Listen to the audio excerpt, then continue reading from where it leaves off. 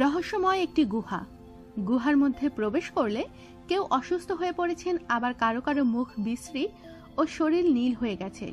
এই গুহাটি ভারতের কালকা শিমলা হাইওয়ের সমুদ্রতল থেকে ৭,০০০ ফুট উঁচু কেরল পাহাড়ে অবস্থিত। দেবভূমি হিমালয়ের প্রাচীন এবং ২৮ কিমি দীর্ঘ গুহা আজও রহস্যময়। কথিত আছে যে পাণ্ডবদের ছাড়া আর কেউ এই গুহায় প্রবেশ করতে পারেনি। বহু সন্ন্যাসী এবং তান্ত্রিক এই গুহাতে যাওয়ার চেষ্টা করেছেন, যাদের মধ্যে অনেকে অসুস্থ হয়ে পড়েছেন, আবার কারো কারো মুখ বিশ্রী এবং শরীর নীল হয়ে গেছে।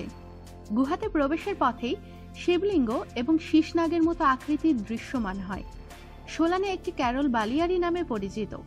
গ্রামের মানুষ মনে করেন গুহার ভেতরে অলৌকিক ক্ষমতা রয়েছে। এই রহস্যের সমাধান এখন পর্যন্ত বৈজ্ঞানিকরা করতে পারেননি। গুহার ভেতরে শুধুমাত্র ৫০ ফিট পর্যন্ত পরিদর্শন করা যেতে পারবে। গুহার ভেতরে জল থাকার কারণে এই স্থানটি খুবই পিচ্ছিল। ল্যান্ডস্লাইডের কারণে পাথরও পড়তে থাকে। কথিত আছে যে গুহার ভেতরে ভগবান শিবই শুধুমাত্র নয়, পাণ্ডবরাও তপস্যা করেছিলেন। কিংবদন্তির অনুযায়ী শকুনি যখন পাণ্ডবদের পুড়িয়ে মারার পরিকল্পনা করছিলেন, তখন ভীষ্ম পিতামহ পাণ্ডবদের পালিয়ে যাওয়ার জন্য এই গুহার নির্মাণ করেছিলেন। পাণ্ডবরা এখানে ৫ বছর ধরে ছিলেন। গুহার ভেতরে বহু অদ্ভুত জিনিস রয়েছে, যেটা দেখার পর কেউ গুহার ভেতরে প্রবেশ করার সাহস পান না।